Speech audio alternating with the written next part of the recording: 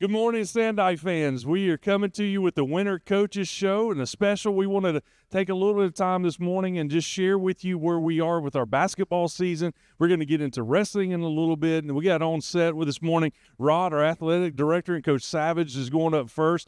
We're going to talk a little basketball to get started out of the gate. Guys, thank you for joining us this morning. It's a lot of fun to be able to come to our Sandite Nation going to be here to pull us through the rest of the regular season and into the postseason. Coach, we're going to just jump into it, Rod, and just feel free to just we want to have a little bit of conversation. I want to learn a little bit about you as your coach, as the varsity boys coach. I want to talk a little bit about where we are this season to date, and also look into postseason. We know that's just around the corner. So when we get started, I like to just say I like to learn a little bit about you. Kind of give me the Sandite fans a little bit of how you got to where you are as a Sandite varsity boys basketball coach. Did you play in college? Kind of give us a little bit of your journey. That's a long journey. That's 31 years ago. This was my 31st year coaching, and all here in the Tulsa, metro area.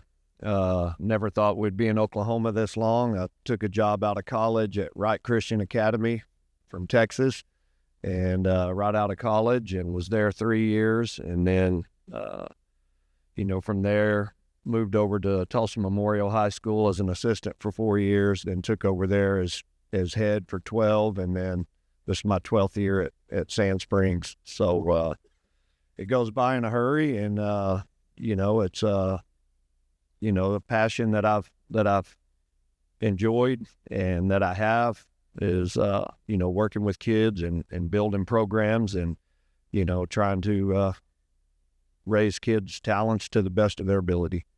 And you touched on it. Passion is one of those attributes that I can see that you guys, your whole staff on the bench, you're into the game. It's one of those things that you're not just sitting back letting the boys play, but you are watching and you are intent on making sure they're playing at the best level that they can on the floor. And a lot of that is one of those things that if you didn't care, you wouldn't be that passionate. If you didn't care about the outcome of the game, but also the outcome of you think about 31 years of coaching, think about all the lives that you touch personally as a coach, that hopefully they look back on their time as playing for you as one of those things that is a benchmark of I'm the man that I am today partly because of Coach Savage and what he poured into me. Well, yeah, that's a big part of it, and I think that's the beauty of is what we do as high school coaches, and is we're preparing young people for life outside of sports. Not too many get to carry on their career past high school, but you're developing traits in them that's going to help them be successful in life. And we keep that in the back of our mind. The winning is great, but to hear their successes after they've graduated and got on with their families and their careers, those are truly rewarding when the coaches get that feedback. And sometimes that takes years. We don't see it right away, but when they come back 5 or 10 years from now, or you get that phone call from a former player, those are really heartwarming. Rod, you come from a baseball collegiate background, and you have similar stories to coaches pouring into you. Share with us a little bit about the importance of where you are as a man because of some coaches that may have poured into you all those years ago. Well, one of the things that we talk about as coaches sometimes, and when we're at meetings and stuff, that come out of who was your guy, who was your mentor, and my guy was Dr. Bill DeFee. Was my high school football and baseball coach in Pryor Creek, Oklahoma, and he had a doctorate in psychology, if you can figure that out, and he was a high school coach, but and I think used it to its full ability. But just to this day, not only him, but guys that I know that played for him, and Coach Brown, who was now the assistant principal at the high school, but was our baseball coach. His dad actually played for Coach DeFee at Stillwater, so he and I had a lot of interesting conversations about back in the day, as you say.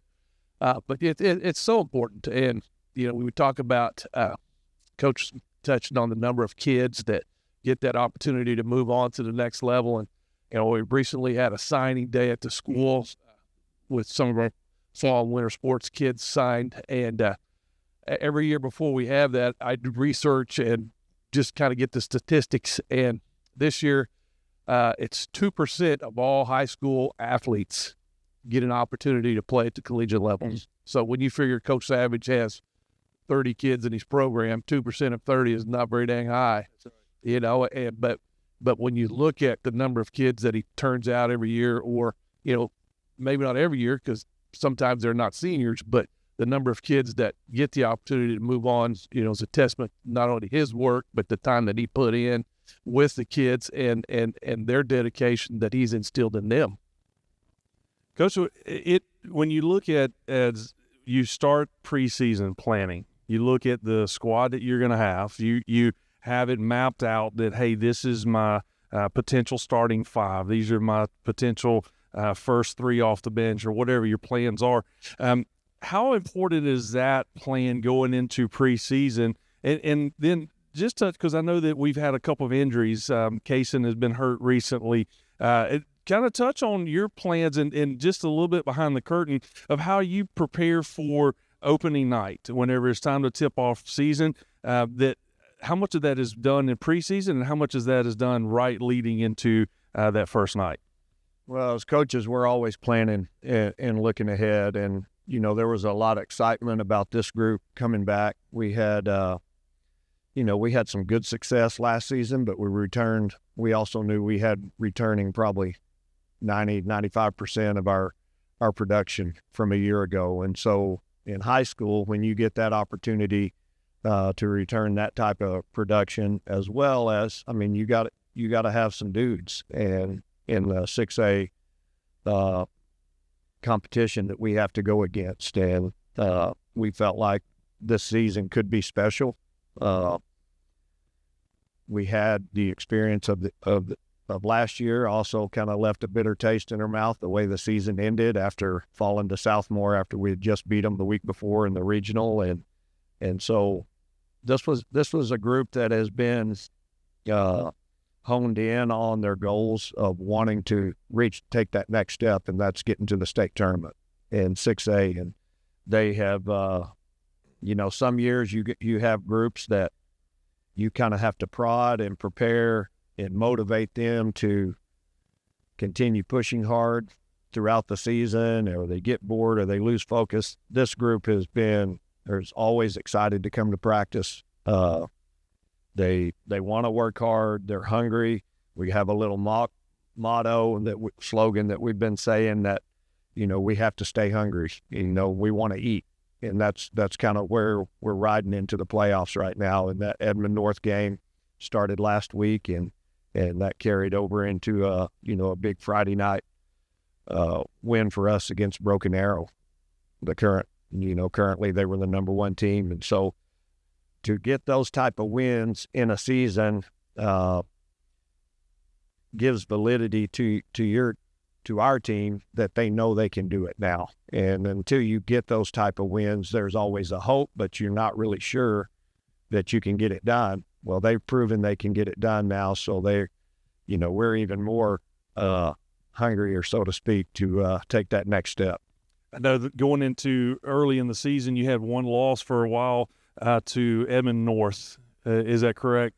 And then we get to bring them to our home court, and we get to beat them last week. And so a little bit of revenge, a little sweet revenge, and then we turn around and go and play BA and come away with a big win there. Kind of paint the picture right now. Give us your current record, and then where we sit in the state standings, and then what does it look like for us as we move into the postseason? Yeah, we're currently 16-4 overall, 10-2 in our district with 2 games remaining.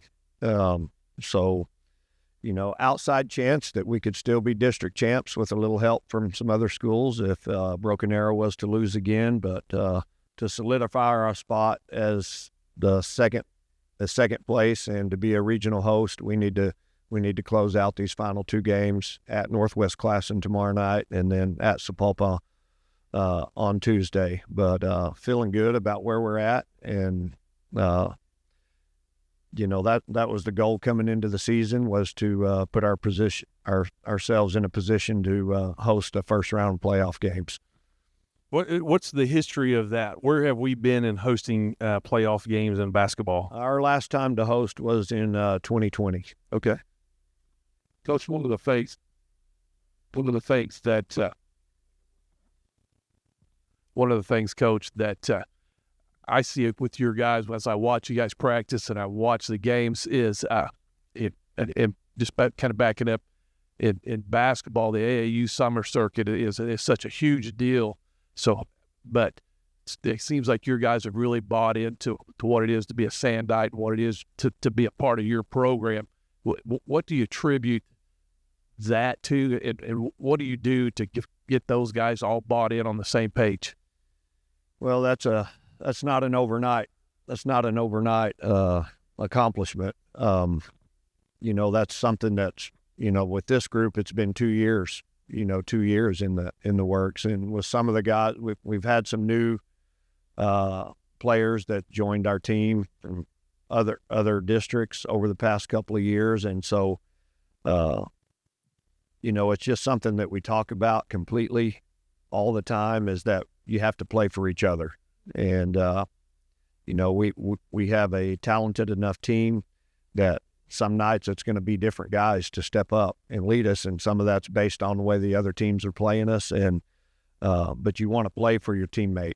And I told the guys after the win Friday night at Broken Arrow that I'm really, this past couple of weeks, really starting to see them believe there's got to be trust between the coaches and the players and the coaches. And I'm really starting to see that on the court play out with the way that, one, we want them to play, and two, how they're carrying out their play on the court. And that's all working together. It usually turns out into a good product.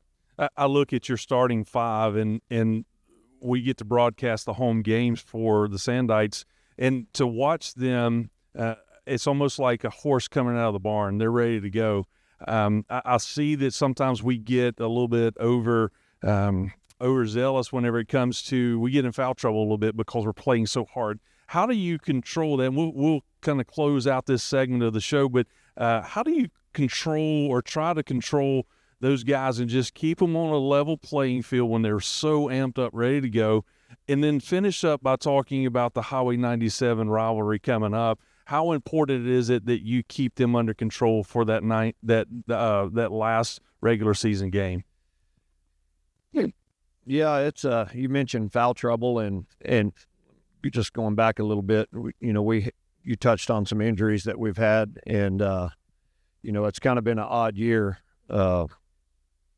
going back all the way even to the beginning of the scrimmage season, and I think everything that's happened has contributed to us building a deeper depth on the bench and being able to go, 8 or 9 deep at times. And there has been multiple starting lineups throughout the season because of injuries. It's kind of an inside joke. It's every time Kaysen gets back healthy, then Blake goes down. When Blake gets back, Kaysen gets hurt again. And it's kind of happened 4 times this year. And, with that, doing that, it's also enabled us to be able to develop that 8th, 9th, and 7th, 8th, and 9th roster spot and get some valuable experience for some of those juniors. And they've really stepped up. Like, Cruz Smith came up and hit 9 points the other night at Broken Arrow, and his minutes have gone up. Tarek Smith has jumped in and gave valuable minutes. CJ has been in the starting lineup a lot. And so all of that has, I think in a certain way has strengthened our bench and got them more experience and comfortable in a role that if they have to go in and play extended minutes, then, they've known they've been able to do that and are comfortable. Kaysen and Khalil and Blake, they are, we always tell them, don't try to, don't get cheap fouls early. And what we mean by that is, if you miss an easy shot around the rim, we don't want you being over aggressive, trying to steal the ball to get it back and picking up a cheap one in the first quarter or second quarter. And if we can get to the second half with those two, with only 2 fouls, that's kind of the goal. Sometimes that's hard to do with them. So let's end this with one of the things we like to do on Coach's Show. I know players have traditions and routines on game day. What does Coach Savage do to get in the mindset, the headspace? Do you do certain things? You eat certain foods? Do you have a routine that you go through? Oh, I'm a routine guy. Yeah. I don't eat a lot on game day till after the game. You know, I'll snack around, probably have too much coffee, but usually starts with 2 a.m. And then I like to come up to the school and as review film a little bit, but just go over kind of certain plays that I think will work or be, productive against the team that we're playing. I like a little quiet time in the locker room. Usually during second hour after first hour freshmen are finished, and that's kind of when I get my notes together and start putting stuff on the board. I like to set the uniforms out in the lockers and get everything ready. That's kind of my time as a coach. But as it gets closer to game time, right after the JV game, I always leave and go to Starbucks or a coffee house, and usually me and 2 or 3 of the coaches will go over there and we just kind of relax, have a cup of coffee, and sorry, Paige, usually get back about halftime of the girls' game, but we're watching on YouTube. But that's kind of been my routine, and I usually stick to that. On the road, it's difficult sometimes, but I'll usually sneak away there too if I can get a chance. That's cool. Thank you guys for joining. We're going to take a break. When we come back, we're going to have Coach Paige Wadley come up, and we're going to talk about ladies Sandite varsity basketball. So don't go away. We'll be right back.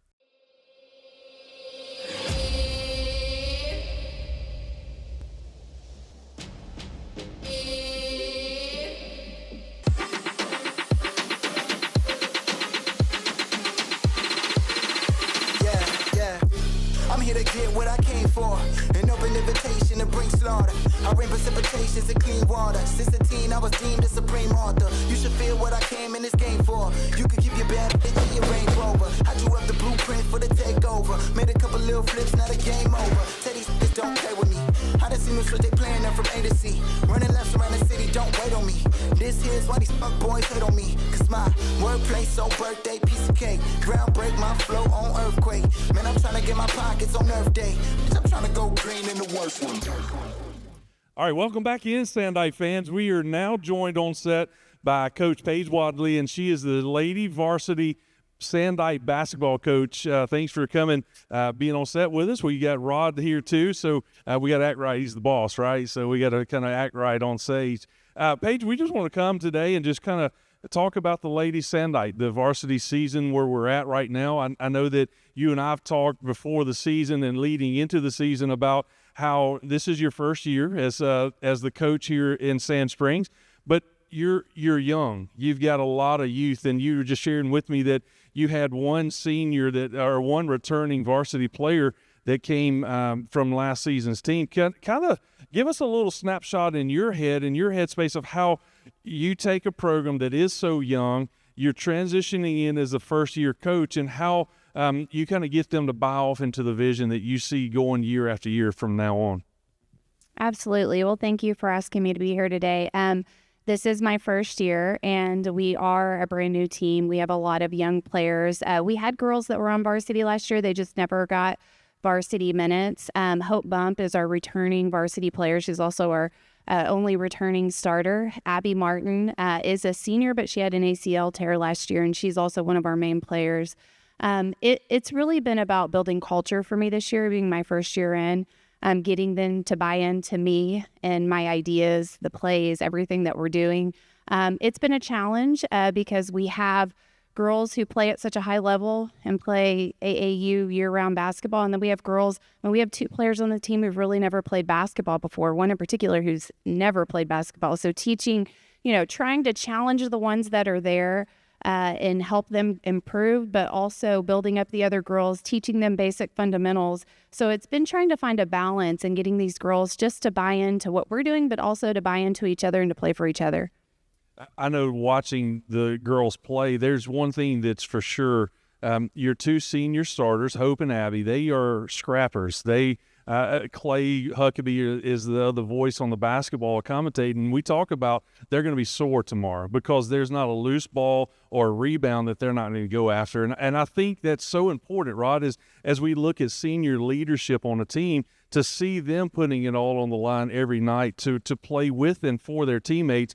Kind of talk a little bit about culture that you see coming out of the Lady Sandites when it comes to how important that is leading into the seasons. Well, with probably the biggest thing that I notice is they're buying into what Coach Wadley and Coach Wilson and her other assistants are trying to preach to them on a daily basis. It helps. You got Hope Bump who has minutes and is getting some notice from recruiters right now. She really leads by example a lot. She is, how do you say it? She goes to war every game. I mean, she wants to win regardless of what it takes, and occasionally that puts her on the bench with foul trouble early, as we talked about with Coach Savage. But when the other girls look up to her and see her working that way, it kind of sets that tone a little bit.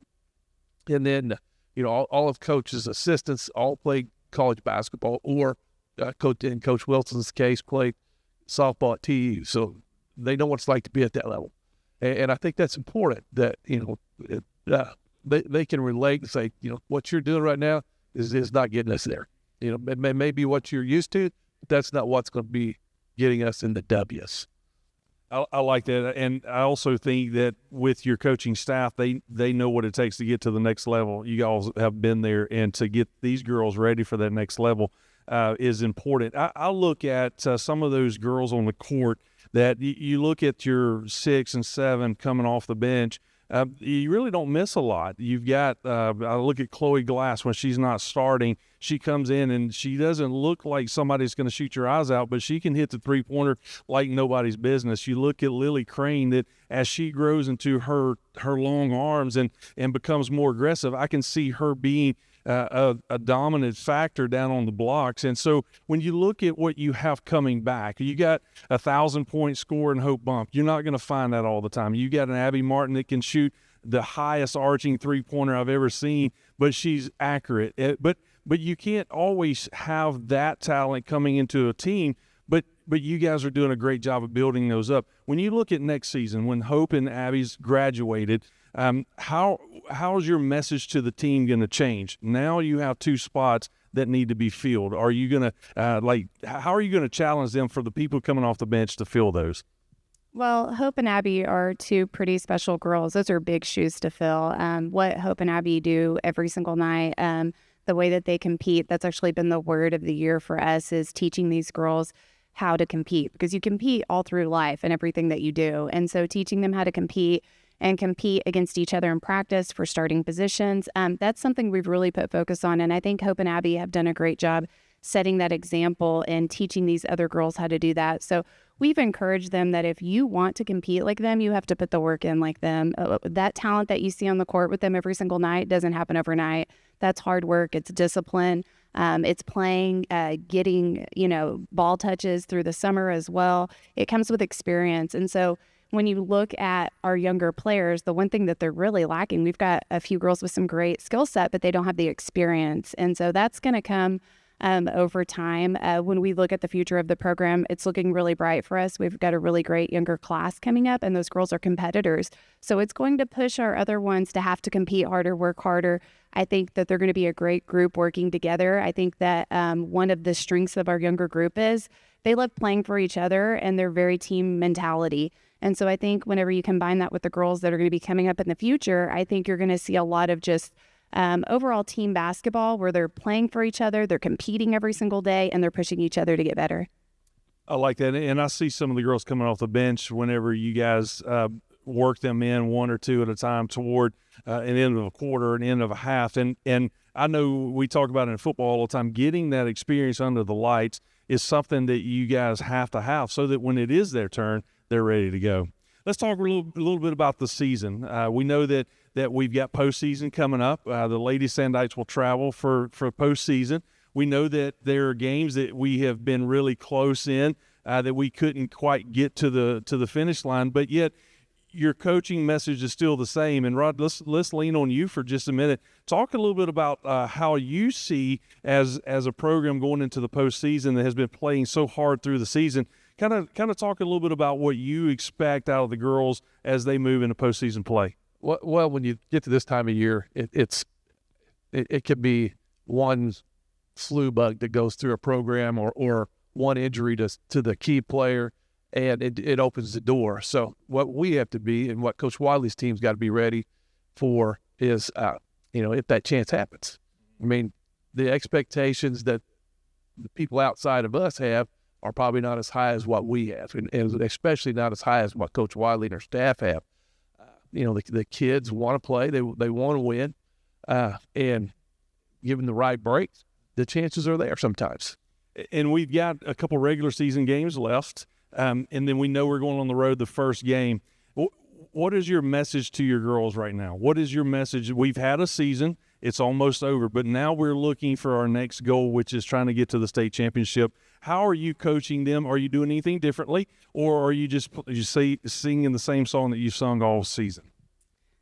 Really just working on execution. I think that's something that we've struggled with as a whole. When you have girls on the court and you only have one returning varsity player, what we're having happen as pressure gets applied sometimes, we tend to panic and we're not executing. And so that's really been a focus for us the last couple of weeks is if we want to win games, we've got to be able to execute.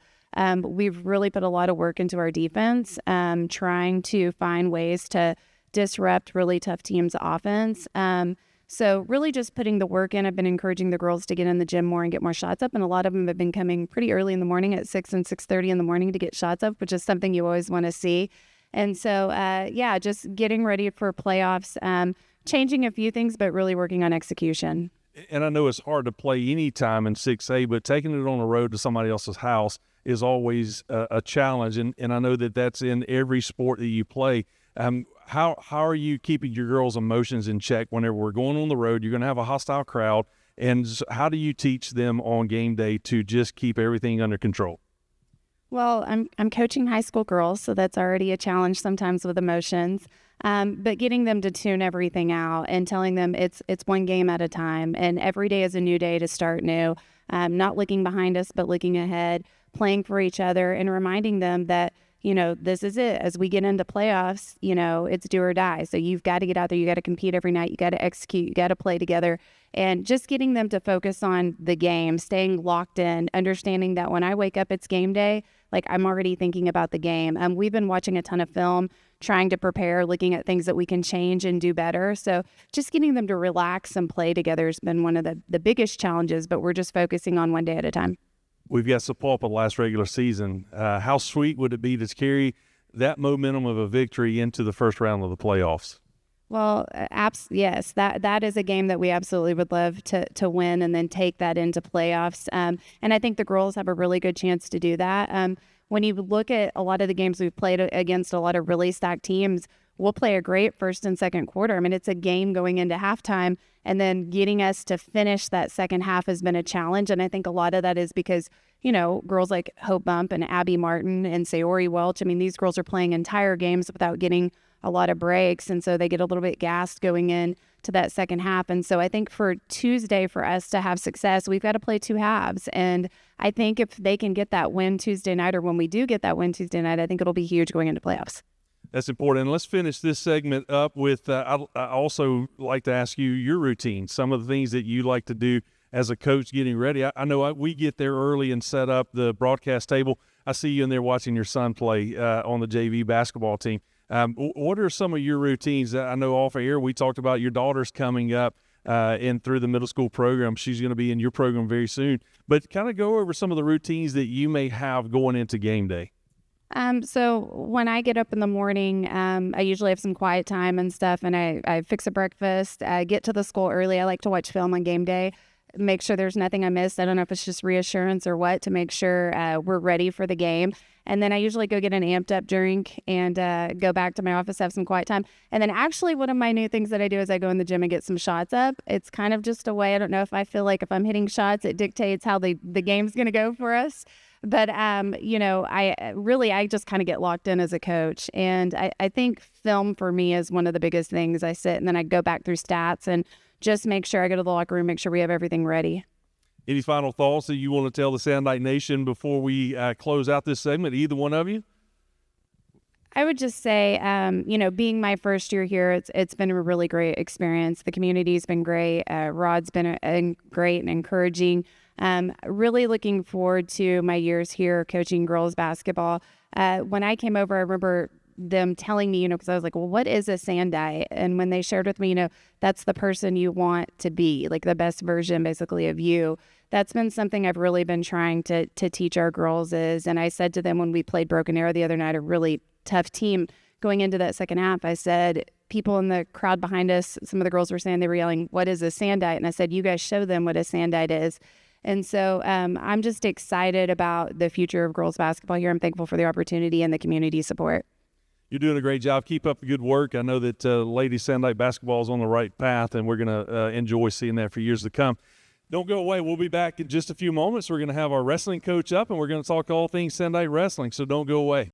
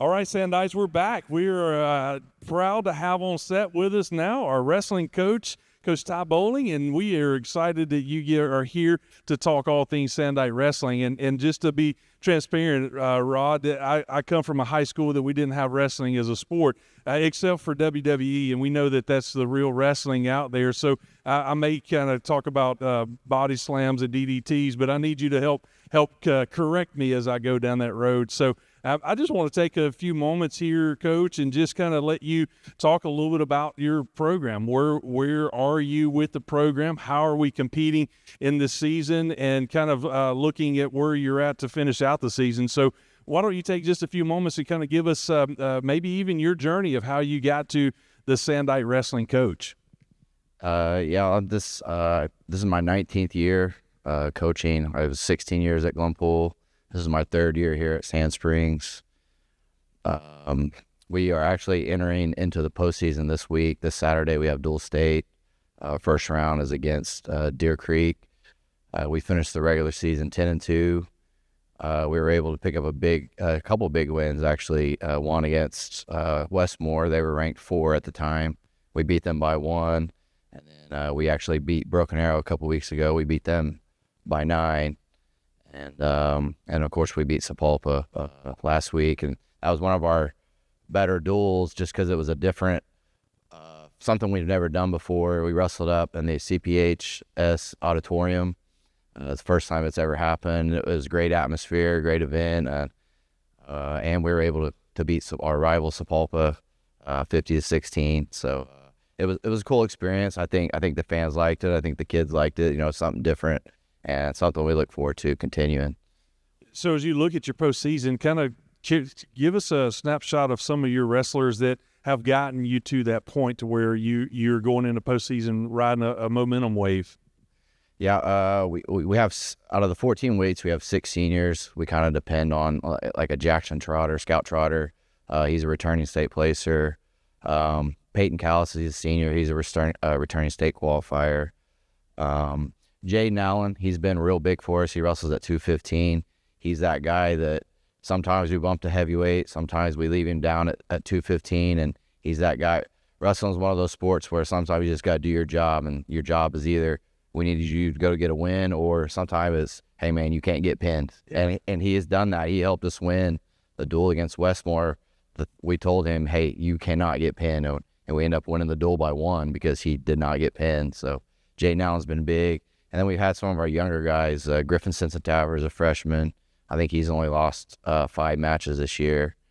Caden Pope and Casey McCaffrey, they're both sophomores, and we're expecting big things out of them. So we kind of have a wide variety of, upperclassmen leading the way, and our younger guys that are following suit. Rod, I know that you and I talked at one of the basketball games that you were headed down to that auditorium night when Sapulpa was there. You kind of get to float around and see a lot of our sports in your position. Could give us a few of your thoughts on the wrestling program and where they're at and what they're looking to do in the future.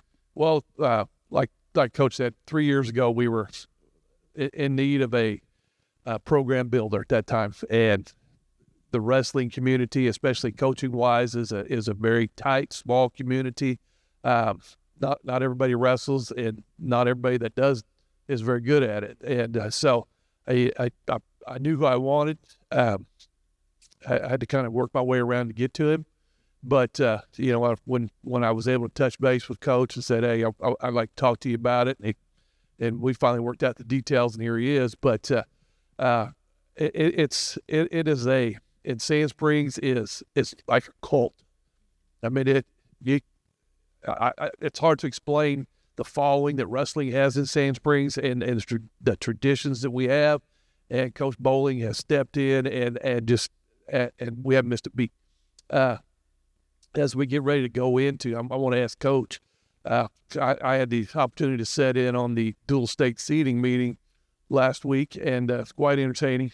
But because there was some controversy early in the week that didn't involve us, so really was the reason I got on. We'll see what happened. But so, Coach, you tell me, how in wrestling it's so much about the pairings and how you pair up and how you match up with people. How do you feel after that meeting where we are? What's it look like for us? We were. It was one of those things where we were able to beat Broken Arrow. They were ranked 3 at the time.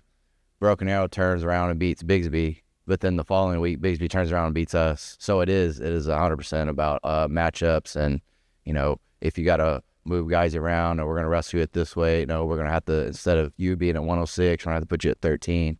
It is a bunch of matchups, but after all the seeding kind of came through, I like the draw that we have. I know the team kind of likes the draw that we have. We wrestle BA and Bigsby all the time, and we end up falling to the 6th seed, which we were okay with. And now we've drawn Deer Creek, which is a team that we really don't see that often, but we feel like they are very similar to us, their styles and their kids, and we think that's a good first-round matchup.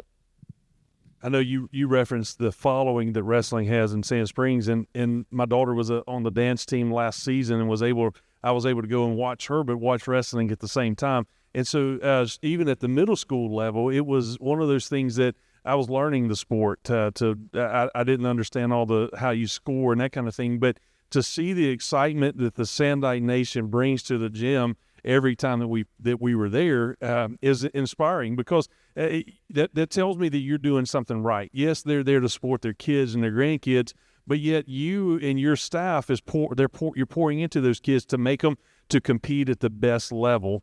When it comes to discipline and workouts and that kind of stuff, what is your mindset on that to get them in the tip-top shape, but yet not push them to the point where they face possible injury from lifting too much or whatever the case is? What is your mindset and your plan going for workouts?